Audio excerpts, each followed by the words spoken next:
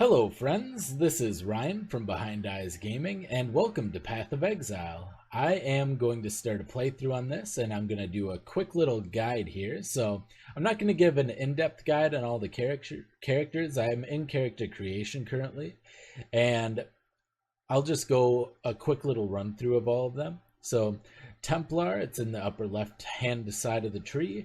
It is strength and intelligence hybrid, and it specializes in elemental damage, whether that be physical or whether that be melee abilities or also spells. We have Duelist in the upper right, which is a hybrid between dexterity and intelligence style character, and it specializes in critical hits, poisons, and bleeds. Can be both used as a spellcaster and an attacker as well.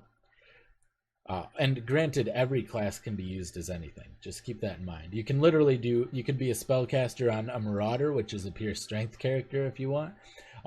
In the bottom left hand of the tree. Mostly, though, you're going to want to go a character that kind of specializes in melee or life. Well, generally speaking, you're going to get a lot of life as a Marauder. But if you wanted to go spellcaster, you certainly could. Scion is in the center of the tree. It's unique in that it can kind of jack of all trades, master of none. It has a lot of weak nodes near its starting location, but then you can get into anybody else's starting tree and kind of make interesting hybrid style characters. You don't unlock this character immediately, so you won't see her here right away. You can get her in Act 3 by saving her from a cage towards the end of it. We have Ranger in the bottom right-hand side of the tree, specializes in ranged kills mostly. Lots of range attacks, lots of critical hits. You can play her as a melee character. She has a very strong melee build available as well. And same thing with the spellcaster. She kind of works fairly well, but she's pure dex, and she wants to go fast and do a lot of projectile-style builds. We have the character on the bottom, which is the Duelist, more focused on melee, a little bit faster and more focused on one-handed, but can certainly be adapted to be a two-handed build. The most notable thing about the Duelist is it has access to lifelink, or lifesteal rather. Lifelink, since we're in Magic now. But you can get lifesteal and monosteal very easily on the Duelist tree. And that is very handy for sustaining yourself during fights without potions. Then we have the Witch, which is at the top side of the tree. It specializes in spell casting and summons, that kind of thing. And you can potentially more easily get into Energy Shield, which is an alternate style of defense, but you don't really want to use that from the get-go. All right, let's pull up a character and show you kind of how the game works once you're in there. Alright, here we are on the shore of Rayclast. We were exiled from... Oh, there you go. She has to say something here. But she was basically exiled, depending on what character you pick. You were exiled for various reasons onto this island that basically represents Australia. So you pick up a weapon immediately, and if you open up your inventory, which is normally done with I have it rebound to A because it's convenient for me, because I like to keep my hands on the QWER. You can rebind keys using your, if you press escape and go to options, you can rebind your keys with the input. Some of the changes I made, the QWERTY keys, QWERT, are all bound, and I changed my T to a space key and changed it to move only. It makes it a little bit easier to move around without attacking for me, and I got used to it in Diablo 2, so that's just something that I do. You can change it to whatever feels right to you.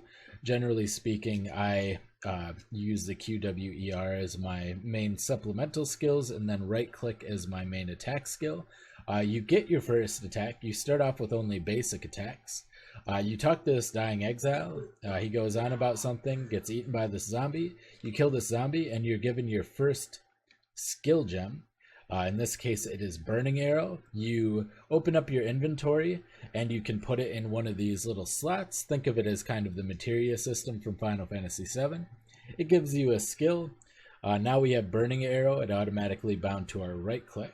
And what Burning Arrow does is it converts some of our physical damage, 50% of it, to fire damage, deals 50% base damage, and then has ignite chance and increased burning damage. So now we're going to do, so you can see the DPS if you hover over the skill. This is 11.8 compared to 18.5, but this has a mana cost. You may also notice in our 1.5 down here, we have flasks, and what flasks do is, I'll let a zombie hit me here. Flasks allow us to regenerate our health and mana. So now I can walk away from these slow moving zombies. I use some of my flask charges, 7 out of 21, so I can use each flask 3 times. And now I can just shoot down the zombies. It'll lower my mana. And then I can press 5 to use my small mana flask, which also has 3 total uses. And you'll notice that I went from here. I have 16 charges in my small life flask and 20 charges in my mana flask currently. If I kill this zombie, I now have 17 charges and 21. So killing creatures gives you charges for your flasks that you can use to heal. Let's skip to the end of the zone. Alright, well, halfway through the zone you get this large chest, which gives you your first support gem. Support gems can be used to be linked, which means if you see the little circles connected by this little thing here, it means they're linked. If you put a support gem in and link it with a main skill, as long as it is able to support it, it will do so. It'll increase the mana multiplier. This one has a mana multiplier of 110%, so that gives it basically 10% more mana cost. 10% of 5 isn't enough to make it go up to 6 mana, but basically it's going to allow us to pierce 2 additional targets. Not incredibly useful right away, but it is. You can kind of see the effect here. I'll pull together a couple of zombies, and now instead of stopping when I hit the first one, it goes through and hits the second one, as you can see. So here once again, I didn't line those up very well, but basically Pierce will allow me to shoot through, and we're close enough to the end here where I'll just keep it recording and run through really quick. You can see here that there I pierced through and hit the other ones. And the end, you'll fight Hillock, who is your first boss, and he has basically, once he's at 50%, he pulls the sword out of his stomach and gets a little bit more powerful. He drops a decent amount of loot. You can just pick it all up. I got a blue bow, which means it's rare. You can see they're unidentified. You have scrolls of wisdom, which are very important.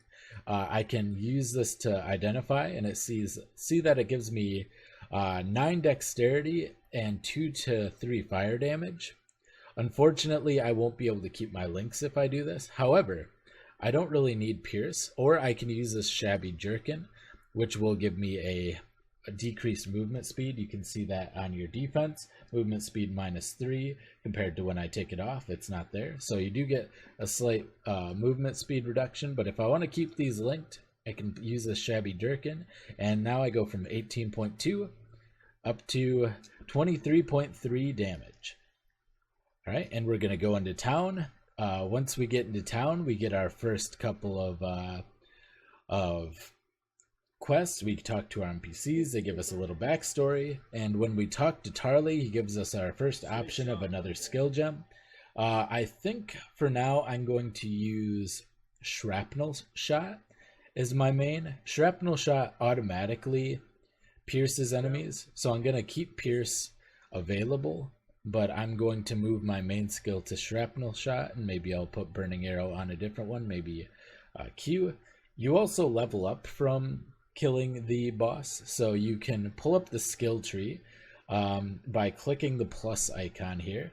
And the skill tree is very big and very daunting, but don't let it overwhelm you. What you should do is, so you start off here, the glowing spots.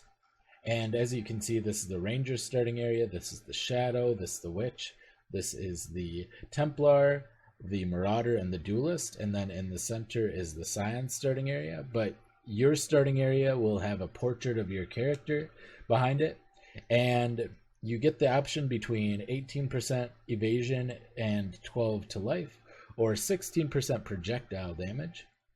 And one of the things you might want to do is you can choose from whichever you would prefer to start with there. But then from there, you should try to kind of look at these bigger ones. There are bigger ones with yellow borders around them, and they have special effects, and you should try to work your way towards them in order to do that. So since I'm going to be a ranged character, I'm probably going to work my way through the projectile damage, and either through projectile damage or attack speed, and then go to ballistic mastery, which gives me projectile speed, projectile damage, and also dexterity, and then maybe towards aspect of the eagle, which gives me accuracy, damage with bows, etc. But you should take time to look through and figure out kind of what you're wanting to go for with your first character. It's good to experiment with your very first character and figure out, from experience. But as you can see, I do 12 DPS with my bow now. I click the projectile damage. Normally you apply, but if you control click, it'll automatically do it if you're sure of yourself. And then it goes to 14.6. So I've increased the amount of damage I've done. I'm just going to go into the next zone now, and I will pull back up when I'm ready to explain something else. Alright, so I've worked my way through the coast, which is the very first zone after the starting zone and after the town, and I found myself a waypoint. A waypoint, you can click on it, and it'll activate it, and it'll allow you to go back to this exact point in this exact map every single time. The map will change after about 20 minutes. It will re-instant, and there are different layouts in the map, so it won't be exactly the same. But let's go back to town. I want to explain a few other things. So while I was killing creatures out there, my gems leveled up, and if you have the proper stat requirements, you can press the plus button on these, and they will increase your gems. So now you can see it'll say shrapnel shot, lightning attack, AoE bow, level 2. That means that it gained some additional effect, so it's up to 81% base damage, up from 80. It also has 81% of added effectiveness of added damage, so each one of them has a difference when they're increased, which is pretty useful. Even the support gems, supported skills deal 1% more projectile damage, so you want to make sure you've leveled up. Leveled up your gems. I haven't actually showed you the shopping system yet. So certain NPCs you can purchase or sell items, and there's no such thing as gold in this game. So when you sell items, you get pieces of currency. This is a fragment scroll with a stack size of 4 to 5. Once you get 5, I'll just sell my boots just to example. They'll become a wisdom scroll. This will also be true if you sell them. You have the 4 scroll segments, and then you sell this, and they'll stack together and become 1. So I had 2, and then it went to 3. This is a transmutation shard, which once you have 20 will become a transmutation orb, which can give will basically turn a white item into a blue item and give it magical properties. And you can also purchase items, which is pretty useful. It can allow you to get items that might be helpful. For instance, I like to early on look for boots that have movement speed. There were no boots with movement speed, it's just mana and dexterity. There's also Nessa in this starting area, which you can purchase wands and jewelry from. Also life flasks, which can be useful if you fall behind. Generally speaking, I would buy maybe an iron ring, but I do not really want to waste all 3 of my current wisdom scrolls in case I unidentify or find something unidentified. So let's go back to the waypoint, and we will actually be going south because it is a optional side quest that's very useful. All right, and we'll go through here, which is called the Tidal Island, and I'll run to the point where I need to be, and I'll bring it back. All right, here we are with our boss of the zone. He's kind of a scary guy. He shoots out these ice kind of projectiles, and he has a lot of guys around him. His name is Hailrake. We're gonna go ahead and beat him. This is an important part. We defeat him. We're gonna get our first side quest out of the way. We pick up a portal scroll, which is very useful. That allows you to go back. It's kind of like a town portal in other games. I also see other useful things here, like shoes, which could potentially have movement speed on them. maximum energy shield and life regen. We'll still use them. And then a medium life flask, which gives us a good amount of additional regeneration. 225 over 9.7 seconds compared to 70 over 6 seconds. So we're going to upgrade to our medium life flask. You want to make sure that you stay ahead of that. And there's a medicine chest, which you were asked to retrieve. You can use your portal to go back to town, or you can run back to the waypoint at the beginning of, or in the other zone. I'm just going to use my portal for now. It's faster. And then I'll go to Nessa, and you can get either a medium life flask, medium mana flask, or a quicksilver flask, which increases your movement speed by 40%. I usually get that because going faster will help you get through. And you get your second support gem. So let's see here. Anything that I want. This is lesser poison, which could be useful. Onslaught, Mirage Archer, and Volley. So I'm going to try Mirage Archer, which basically makes it so every time you attack, an archer appears over your head that does some extra damage. It requires level 4, so I can't use it just yet because I'm level 3. I haven't been killing that many mobs. But then we're going to go through the back and go over to the mud flats. There is a quest in the mud flats that requires that you can see on the mini map, which I keep pulling up using tab. Oh, thanks for the subscriber, and whoever just subscribed. But you need to find the 3 Roa nests, and they each have a glyph in them, the rosiest glyph in this one.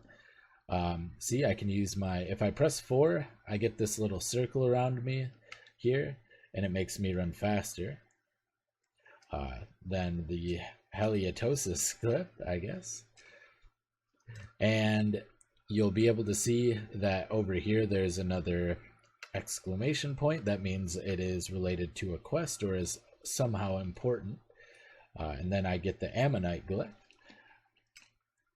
So let's just line these up and knock them down, get some experience. All right, and we take it to, if you follow along the wall of the zone, eventually you will find another exclamation point, and it will bring you to the strange glyph wall. You insert the glyphs in, and it allows you to go into the Submerged Passage, which is the next zone. This zone has a waypoint right in the beginning every time. You can go back to town. And if you talk to Tarle, you will get the reward, which is one of 4 different skill gems in this case. They all require level 4. I'm going to pick up Siege Ballista, get some more supplementary damage. And Submerged Passage. We're going to get level 4 really quick so I can kind of show you what some of these other skill gems do. These squids have very low health, so they're usually a nice thing to level up on. All right, there we go. We hit level 4. We'll allocate our skill. Let's go into projectile damage. And then we will play around with this a little bit. So I want to use Mirage Archer, and I want to use it on Shrapnel Shot. So, in order to remove that, I accidentally clicked it. You right-click. It will remove the gem and allow you to move it. So now I have Shrapnel Shot supported by Mirage Archer. And what that does is when I hit something, and I'm also going to get Siege Ballista. I'll put that here. Siege Ballista allows me to put down a little thing that shoots and has piercing automatically. It'll shoot these squids. And now if I shoot one of these squids with my Shrapnel Shot, you'll see a little archer version of me comes out for a couple of seconds and takes shots at things. So pretty cool, a skill that I've wanted to play with for a while. It kind of allows some automation. You can just shoot every time it's down, a new one will come up. And I can run through here. It's pretty cool, pretty interesting. Make sure to level up your skills when they level up. And yeah, we're gonna get through this zone, make it to the next waypoint, and probably gonna call it for this episode. I'll just keep up to give you an idea of how you can kind of move through zones without worrying about you know, killing everything. It is nice to be able to do that, and you'll probably end up just killing everything you run into at first. Oh, so there's a couple of things that are on my screen. You may have noticed these little green circles. This is actually a specific to this league. It's called an Abyss. There's going to be different league coming out in 8 days from now, so I might just do a playthrough from that. But basically you follow this little crease that comes through the ground, and then this other one's a shrine. Shrines always have a large amount of monsters that spawn near them. And you follow to the circle. There's a lot going on right now between the shrine, which I picked up, which gives me a frost nova every couple of seconds, which is really nice. And then all of these creatures coming out of the abyss. But basically creatures are coming out of these little cracks in the ground here and leading up to these holes in the ground, which are quite a bit bigger. And there you go, we leveled up again. And at the end of it, you get either an abyssal depths, which is another little extra zone you can go in, or an abyssal trove. These are all great because they give you a ton of loot.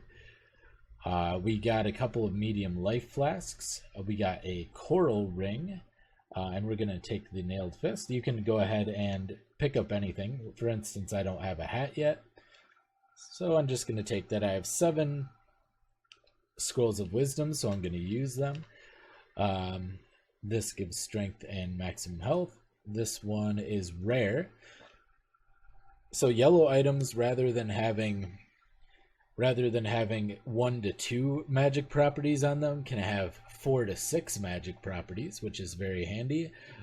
So now I can see this adds 1 to 2 cold damage to attacks and 16 life plus some accuracy, which is way better than nothing. Although this is a 3 link, which would allow me to put 3 skill gems, but they're all blue. Skill gems have to correspond to whatever kind they are. This one gives me increased recovery rate and then immunity to freeze, which is very powerful. There's a lot of ways to die when you're frozen, but we're at the end now, so a couple of different things we got to do. I actually leveled up twice during that because there were so many creatures, so that's cool. Just allocate the 2. And we're going to run through. This is called the ledge. It's a very linear zone. You can just run straight through it. Kind of just make sure you don't get surrounded because it's a narrow little way here. So it's possible that, you know, you could get surrounded by a bunch of guys. We'll get a portal scroll. We have a couple of those now. I like to keep. Everybody has their own inventory management. I like to keep my scrolls in my upper left for easy use, so I can instantly just open with A, which I have my inventory rebound to, and keep going. These are masters, which are fairly important. They allow you to complete certain quests. I'm just going to do one. You can see he's level 1, which means I haven't completed any quests. I'm in a new league right now, so I haven't used him at all. Basically, you run through. Each quest is kind of different. Haku lets you go into these little pits that have totems that you have to escort out at the end, or at the beginning in some cases, but usually at the end. And I'm in a dead end there, but it's a fairly short zone that will have a boss totem that you fight at the end. You can also see that there are all of these totems that cast spells at you as you run by. Be careful not to get caught on them and make sure that you're keeping your life flask going. As you can see, I just took a lot of damage from that. So I'm trying to run through, but these crabs are blocking my way. Make sure you don't put yourself in dangerous situations all the time. Like I am right now. I know what I can and can't survive from lots of experience. So I'm also kind of nice to move your right click to, or your left click rather, to move only, so you don't accidentally kind of run or try to run somewhere while you're picking things up. The big totem guy right there that just put himself right on top of us is the boss. We have to destroy the spirit that's haunting the totem in order to get that going. So we're gonna just finish him off, almost die, and amongst all this loot is a Karui spirit. If we click on the Karui spirit, it'll be above us. And now we can kind of just run on through with this on our back. I did leave a longbow on the ground back there, but I just want to get out of this. That's fine. We're not wanting for damage just yet. And you go back all the way to the beginning and make sure we level these up. Go back up to the ledge, turn it into Haku, and now we have some experience, 275 out of 430. When they level up, you get all sorts of perks, including crafting and hideouts, which are kind of neat, so make sure you do all those, and I'll explain those in further depth later. I finally got my Ballistic Mastery, going to give me a nice damage boost. Make sure we kill some guys here and there, just so we can get more flash charges to run faster.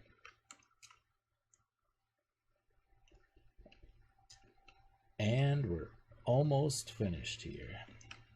I'm not going to do the Abyss, I just want to get to the waypoint and call it good. Blue monsters have different abilities, so these are, you may have seen blue or yellow monsters come up. This one has extra damage, so I'm going to make sure and kill it. But they're worth 4 times the experience of normal ones, so it's usually fairly important to make sure that you're destroying those. I saw a short bow back there, which might have been better than my crude bow. And here's the waypoint. We're going to call it here, and I will see you for the next episode. Bye! Hello friends, this is Ryan from Behind Eyes Gaming. Thank you for watching the video. Behind Eyes Gaming is brought to you by viewers like you. Please don't forget to check out my Patreon in the link below. And also don't forget to like and subscribe. Hit the bell icon if you'd like to be notified of future videos, live streams, and more. And thank you again for watching. I'll see you next time. Bye!